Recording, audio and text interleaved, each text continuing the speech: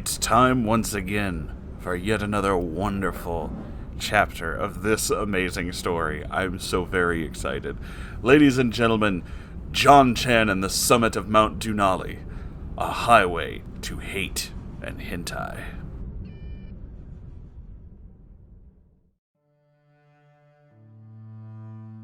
Greetings, Moonhorse. Hello, and the Celestial Herd. Your favorite Celestial Nerd is back at it again with the 4th issue of Jon-Chan. I hope you all enjoy this, and if the intro sounds half-assed, it's because I kind of stayed up all night doing some half-drunk editing. Once again, enjoy.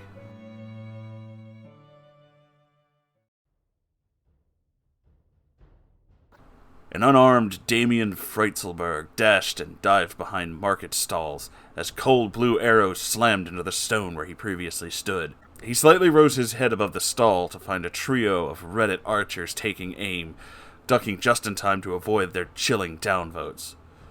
"Join the expedition," Joey said. "See the world," Joey said. Too bad he neglected to say, "See the world try to fucking kill you," with the exact same enthusiasm he gave before their departure. Ever since he left the comfort of his beloved basementia, he has encountered far too many near-death experiences, ranging from starvation, exhaustion, and a grotesque fate from numerous Karen encounters. Any day could be his last. He had accepted this fatal fact of life. "Oh, my Richard Dawkins are everywhere!" yelled a Neckbeardian who was retreating to the same stall being occupied by Damien. The frantic warrior toppled over beside Damien, revealing a trio of arrows sticking out of his backside.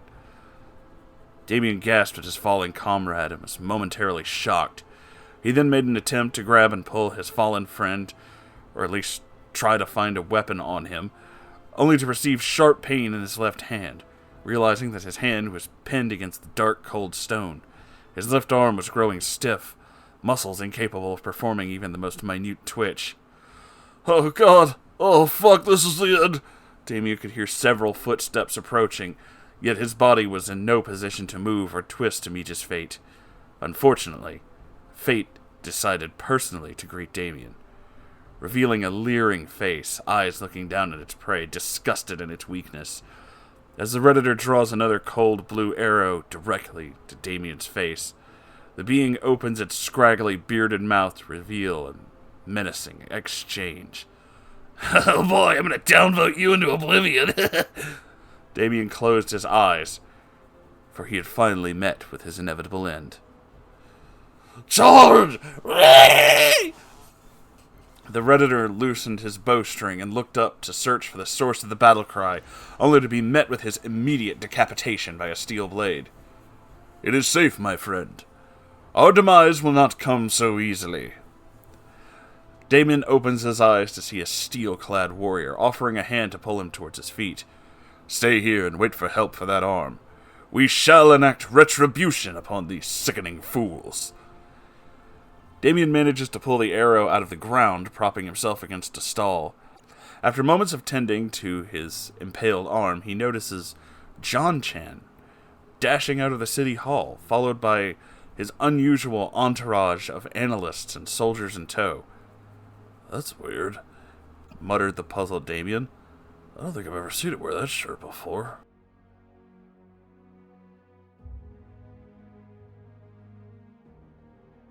Jon-Chan and his allies were cutting through their assailants like a hot knife through butter. Their combined might and surprise rapidly overwhelmed the Reddit raiders in the dozens. They even rescued and were reunited with several Neckbeardian holdouts and pockets that were scattered throughout the market district. The Neckbeardians gathered their wounded, and those left standing were busy establishing a defensive perimeter, knocking over stalls to hide behind, grabbing weapons off the fallen, whether they be neckbeards or redditors. All the while, Jon-Chan, Joey, and Inceliot Rogers were at the center of the perimeter, discussing their battle plans. "Okay, that's the last of our guys," Hunter said, approaching with 3 tacticians. We gotta get the fuck out of here." "Silence, you squealing child! Who told you to speak?" demanded an infuriated St. Rogers. Jon-Chan tried to stifle his laugh, only to release muffled chuckles at Hunter's harassment. Hunter was only able to look downward towards his feet, incapable of response. Joey turned towards St. Rogers. "Whoa there, buddy. He's our most experienced fighter. However, I don't think we'll be leaving just yet. This was our home. At least one of them. And I sure as hell am not going to leave it knowing these bastards are just going to live and shit in it like the uncultured animals they are." That and they're surprisingly organized," stated the incel saint. "This is no mere witch-hunting party. They have been led by something or someone. We must find their leader and eliminate him.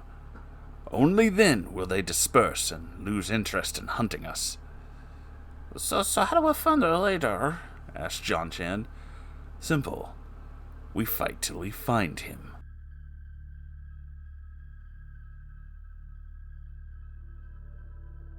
As the sun sank further behind the horizon, the market grew dark, and the sharp-angled shadows of the Nickbeardians who held their position meshed in the dark, cloaked by night. Jon-Chan, Rogers, and Hunter stationed themselves in the center of what would most likely be the primary route of any counterattack. Joey had taken the opportunity to tell the soldiers, who were immediately behind the line, a short tale of Christine Weston Chandler's efforts, as she vanquished the foul troll that worked in the GameStop market, dousing the beast in a solution known as peppered spray, all because the lowly employee made her avatar inspiration's arms blue, a tale retold countless times throughout the many generations in Basementia. Joey's bardic inspiration had raised the spirits of the Nickbeardians, despite being starved and worn down from intense close-quarters combat. Despite having a third of their force wounded or dead, the Nickbeardians were eager to face the enemy. While scanning the dark streets, Inceliot was listening to Joey's speech. "Your analyst has quite the tongue, Quickborn," said the incel paladin without averting his gaze. "Perhaps we stand a great chance at winning against the normies after all." Jon-Chan wasn't paying much mind to Inceliot, as he was clasping and toying with the Sonichu medallion. "Huh? Oh yeah, I guess it is," Jon-Chan said, trailing off with his focus on the medallion, hoping to conjure some sort of power. Hunter snorted at Jon-Chan's half-hearted reply, scanning the streets for enemy contacts. It was pitch black, but he was able to make out some movement, 200 meters ahead. Now he could hear something much closer. "Heads up, we got incoming." Jon-Chan tilted his head up to brace for the coming attack, yet could see or hear nothing. That was until he saw, mid-flight, an illuminated fiery red arrow streaking towards the barricade. The three ducked down, only to realize the incoming projectile had struck the side of their cover, lighting the wooden stalls and planks ablaze. The target was marked, several more blazing orange arrows sprung from the darkness. "Here they come! Use the stalls! Charge!" shouted Joey, who aimed an orange flare gun in an arc towards the incoming fire. The flare launched several seconds later, revealing figures of normies and redditors alike. "Fucking normies, get out! Ree!" The Nickbeardians, who were behind the stalls, were in groups of 3 and 4, with 2 of the Neckbeards per stall lifting their barricades up and carrying them forward. These beards who weren't previously occupied were using the same bows and arrows they pillaged from their foes previously, returning fire whilst maintaining an impenetrable line. The normies and redditors, who were firing arrows into the middle of the open street, their cloak of darkness unfurled by the flare, were quickly following to the Beardian counterattack. Many began to rout, leaving their weapons behind, shrieking at the demise of their friends. The last redditor, a pudgy hipster donning a fedora and thick-rimmed glasses, departed from the kill zone and into the darkness with impressive speed, only to be yeeted back into the light. "What the fuck?" cursed Rebecca. "He came back?" The Neckbeardians were confused, yet many broke their discipline to rest and lay their stalls on the ground. One of the trio of beards was the furthest into the lit street, having abandoned their position to apprehend the lone hipster. As they approached, 2 of the beards, one being a rather lanky, tall gentleman in chainmail and a pink trilby, and the other sporting a My Little Pony hoodie and armored cargo shorts, were quickly pulled into the darkness. The final beard was alarmed, raised his sword in the direction of his missing friends, only to meet a rather swift, brutal fate himself. "Open fire!" shouted Joey. Orders were immediately followed by the frantic pulling of bowstrings, and dozens of arrows flew into the spot where their comrades had vanished. "Arrows, bruh? You fuck dorks some hardcore LARPers too, or what?" That's a loud, deep dude bro voice from the darkness.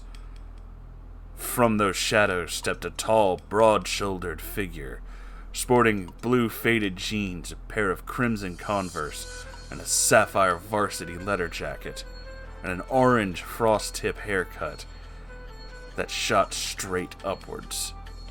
Many of the Neckbeardians were in awe at the might of this being. Some had even dropped their weapons and trembled. "Name's Clyde. I'm likely the first and last Chad you dorks will ever see." "Don't just stand there, keep firing!" shouted Joey. Several neckbeards who kept their bows steady continued the barrage, with those who had dropped their weapons continuing seconds later. Despite their desperate effort, the arrow slammed harmlessly into the Chad's Letterman jacket. The only projectile that did anything was Spearbeard's, as he seemed to have struck a letter right off this being's jacket. Clyde could feel as the X fell from his right breast towards the ground after the arrow bounced off of his impenetrable jacket. His eyes were red with fury as he intensified his gazes towards the Neckbeardians. "Okay, now I'm mad." Clyde charged at the nearest stall with tremendous speed, slamming into the barricade and into the Neckbeardians behind it like Tom Brady on steroids. The wooden stall splintered into tiny pieces, peppering the beards like a frag grenade. The beards screamed and fell into the street, writhing in misery. Those poor red shirts. Clyde then turned his malice towards the stall housing Jon-Chan, Hunter, and Rogers, who knew better than to stay in one spot.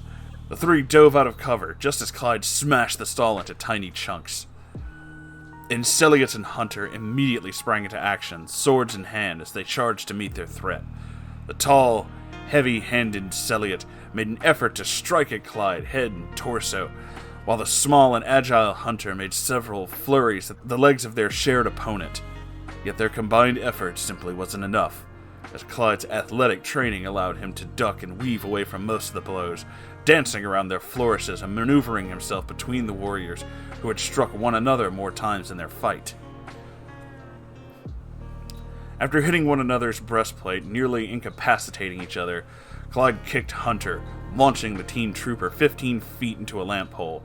He strode slowly towards the injured Inceliot and was about to curb stomp the incel saint until a fist slammed into the bony champion's face, interrupting his glory kill. Clyde recoiled from the blow and stepped backwards, only to find a striped-shirted Jon-Chan charge at him with his fist in the air.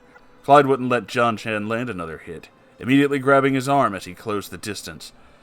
Jon-Chan was pulled from his feet, face to face with the colossal Clyde. It was at this moment that Jon-Chan had noticed the man's freckles. "Huh, you're a freak! Ha ha ha!" scoffed Jon-Chan. Clyde's face was stoic, and remained so, as he bashed his head into the temple of Jon-Chan. Screw you, you frickin' jerk-hop! Shouted an angry Jon-Chan with his medallion in his left hand. It was at this moment when Jon-Chan felt an intense heat in his palm. It had not burned or charred his hand. As the flare died out, a blinding flash of light emanated between Clyde and Jonathan, releasing a force that blasted them away from each other. Jon-Chan regained his vision, only to find bursts of lightning materializing in the sky, struck the same spot where he was lifted. A yellow, kneeling anthropomorphic being appeared in the flash's wake. It had the face, the one in his medallion. It was Sonichu. The lightning revealed several fearful figures that were hiding behind Clyde. The same routed Redditors were watching this fight unfold. Clyde was in disbelief. The horror that was shown in his face was too difficult to hide. He done fucked up. I will make you eat your underwear, Jon-Chan said, and his classic shirt flowed like a powered-up hero in an anime. Sonichu charged at Clyde with a comical streak of lightning trailing behind him. The incredible force slammed into the pseudo-Chad, launching him several dozen feet into the air. Sonichu then sped back towards Jon-Chan, grabbed his hand, and the two shot into the sky, hands interlocked as the visible field of energy was ahead of them, slamming into the airborne Clyde.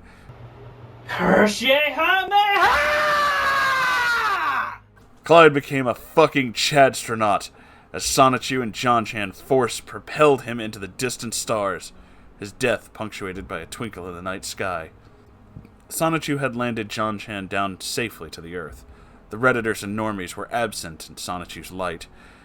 Sonichu instantly disappeared into the ether, leaving behind a fatigued Jon-Chan, who nearly tumbled to the brickwork if it wasn't for Joey and Rebecca's helpful hands. Joey and Rebecca tried to prop Jonathan up against an abandoned house wall, not realizing how much Jon-Chan stunk of stale Cheetos and 3-month-old McFillets when you got close to him. Easy there, bud. You rest. We'll just take care of everything else from here, okay?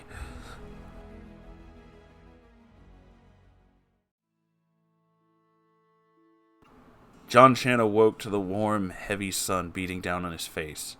His eyelids lifted and revealed an open field with sparse trees and tall grass.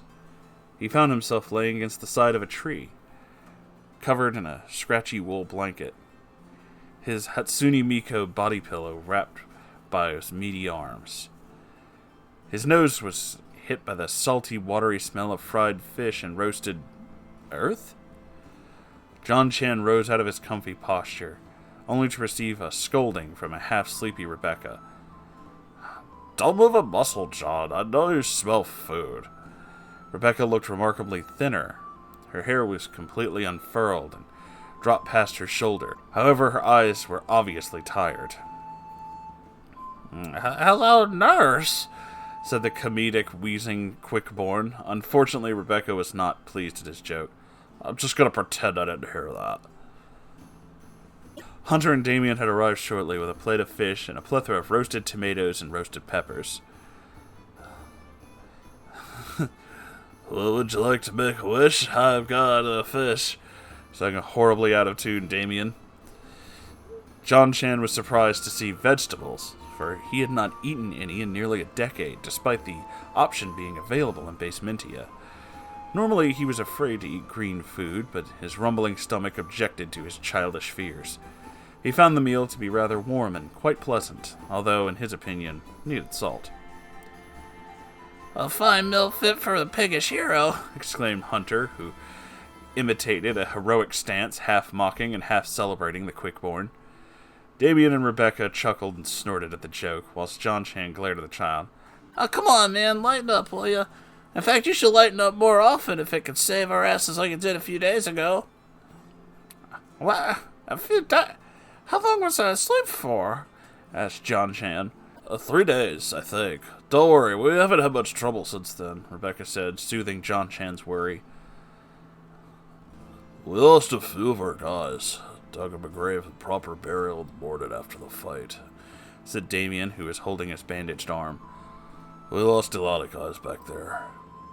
But we would have pushed up daisies forever if it wasn't for you. Damien then kneeled and bowed before Jon-Chan. Thank you. An hour after his meal, Jonathan was given a brief physical test. After showing that he was capable of walking and performing simple tasks, Hunter cautioned Jon-Chan not to exert himself. So, is he ready to continue? Asked the pot-bellied analyst. We got tendies to make, after all.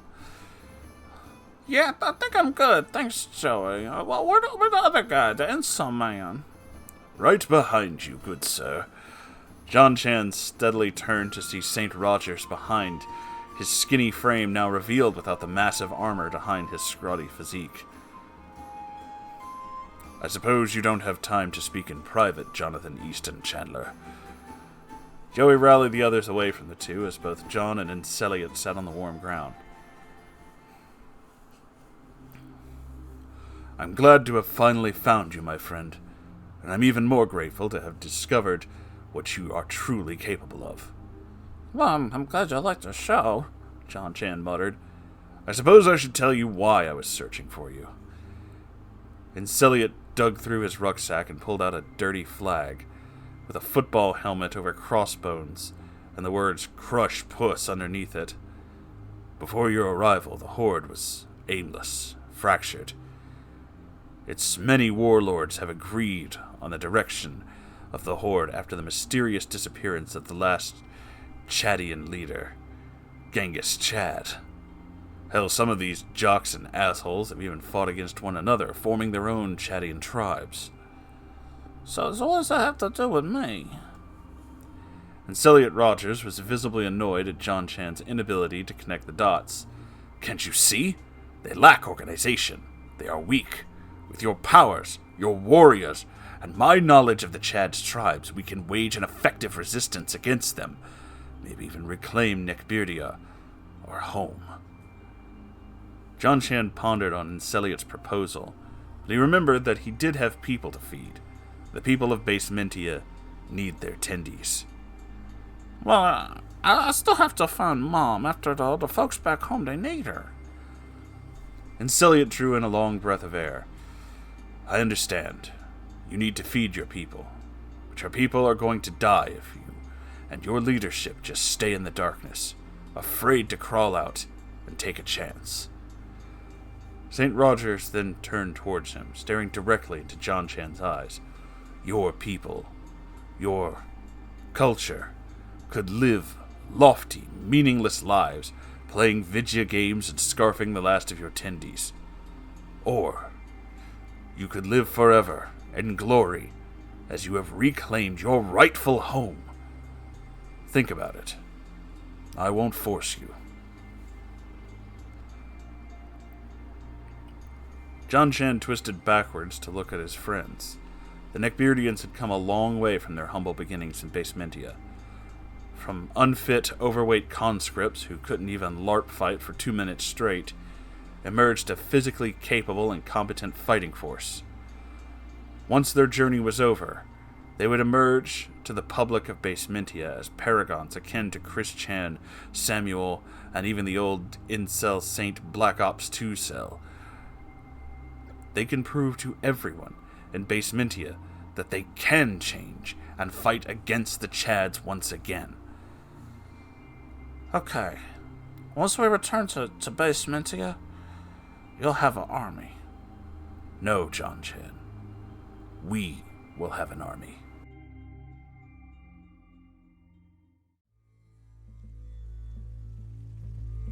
Over the course of a week, the Neckbeardian expedition has traveled across the smoldering desert now known as the Chadlands. Despite the Chads never having originated from the Chadlands, Inceliot did warn the expedition that he did see Chadian tribes battling one another during his travels to Shapirograd. Fortunately, the expedition had very little contact with the Chadians and their normie lackeys, taking advantage of their infighting to sneak off or finish off the survivors from small battles. Night after night, the Beardians set up camp. Jon-Chan and Inceliot would talk as they spar, as Inceliot and Jon-Chan would inform one another of their past. So several hundred years ago, the leader of the Nice Guy Legion betrayed us to a Stacy tribe leader, known as Belle Delphine. We believe this legionnaire was captured and forced to drink her bathwater, the effects of which more revealing than any truth serum. It transformed him into a simp. St. Rogers then spins to strike at Jon-Chan, who deftly parries the blow. Oh, what a jerk-up, he said out of breath. But what happened next? The Stacys and Chads destroyed our council and slaughtered our forum members. I was the only survivor, as far as I knew. But how could that be? You don't look no 500 years old, asked a very confused Jon-Chan. Jon-Chan unleashes a fury of blows, advancing towards the backpedaling Rogers, deflecting each blow, growing more tired with each strike. I can take care of myself, he replied, grunting with each word. Jon-Chan thought that he had St. Rogers beat. As he was making a steady advance, suddenly a burst of rage and energy erupted out of the incel saint. his every slashing doubling in tempo, one after the other, causing the virgin with rage to become a virgin with distress. Jon-Chan couldn't take the blows and grew more tired. His short sword was yanked from his hand by the clashing blade. What the hell? Exclaimed the angry Quickboard. I had you beat, and all of a sudden you do that. You tricked me. You have to be somewhat tricky when you fight, dear Jon-Chan, replied the paladin. In fact, there is more to combat than trickery and swordplay. You need to hold absolute contempt for the enemy who cheated us and took away our opportunities. Those obnoxious brutes have tortured and humiliated us for their own pleasure, only to turn on each other, forgetting we were ever an issue. Jon-Chan could feel the poison coming off the incel was stinging, even if it wasn't directed towards him. But I've never forgotten them. In fact, I've learned from them. I learned how to be a conqueror. You don't get through life being nice, hiding in the shadows like a mouse, Jon-Chan. No! You have to take life by the throat and claim it for yourself. That's what the Chads have done, and that is what we must do to survive. Jon-Chan wasn't expecting such intense hatred from a gentleman of Inceliot stature. He just seemed like a level-headed person. Perhaps he's venting frustrations? He likely hasn't had anyone to talk to in a long time. Go forth, my friend, and take what deserves to be yours. That is my final lesson for the night. Inceliot was turning redder than Russian borscht as he marched back towards his tent. Jon-Chan pondered Roger's words. Hate your enemy. Truthfully, Jon-Chan didn't hold much hate for those he fought along the way. Of course, the Karens, normies, and the Chad he encountered ranged from annoyances to downright threats. But he didn't hate them. His enemies do threaten his life and the lives of his friends, but it was never personal. He focused on the word that swirls around in his thoughts like a hot, soupy mixture of a boiling pot. Hate. Jon-Chan did reserve some disgust and hate for some people. Sir Samson for his insistent torture and abuse, the Defiler for making him venture out of Basementia in the first place, and even some of his companions who had tested and irked him along the way. He hated those that he sees on a daily basis. It wasn't really hate. He often felt genuine brotherhood from Joey's encouragements, even Hunter's backsided compliments. He wasn't quite sure how he felt about his beards at arms. "Hey there, buddy, how's your training going?" asked Joey, who snuck up behind Jon-Chan. Huh. Oh, yeah, it was quite the lesson, I suppose. Well, you keep at it. Everyone needs you in the best shape. Honestly, don't think we could have made it this far without you, bud," said Joey, patting Jon-Chan on the back. "Who knows, maybe you could teach me some of what you're learning sometime." Yeah, maybe I could do that. Well, I just wanted to say thanks for sticking with us. I had a feeling you never really wanted to be out here, but like I said, we couldn't do this without you, Jonathan. Now don't let me keep you up all night. You should rest.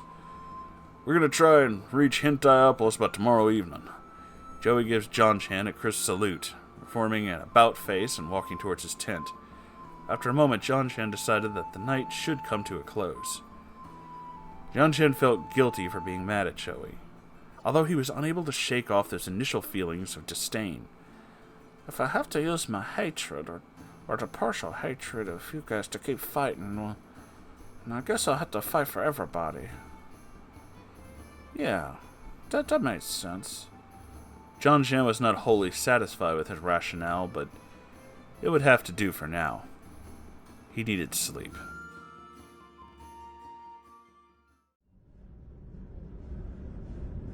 Holy shit, that was fucking amazing. I am so fucking stoked about this story. I have no idea where this is gonna go, and I have no idea what's gonna happen, but I love every single new chapter.